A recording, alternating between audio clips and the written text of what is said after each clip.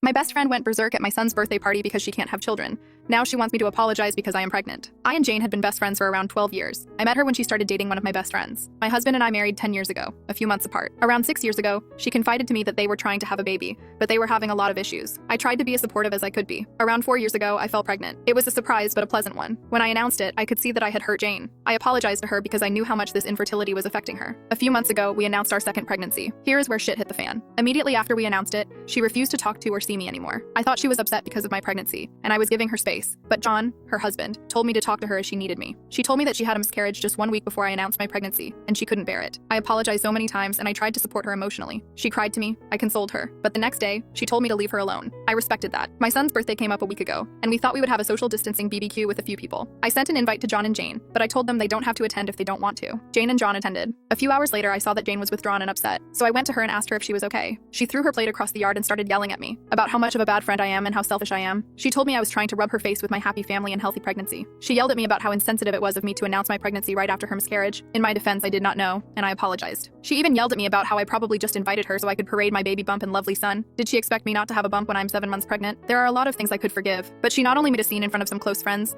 she yelled at me in front of my son in my house. When I kept silent, she asked me whether I would apologize for doing this to her. I told her I was done apologizing for things that weren't my fault and asked her to leave my house. John took her away even though she looked like she wanted to yell more. The next day, I told John I didn't want to speak with Jane anymore. I told him he was still my best friend, but I would understand if he had to choose sides and couldn't talk to me anymore. I don't know what happened after that, but John came to my house yesterday and said he wanted to leave Jane and crash at my place for a few weeks. He said he was not ready to talk about what happened yet, so I am not pushing.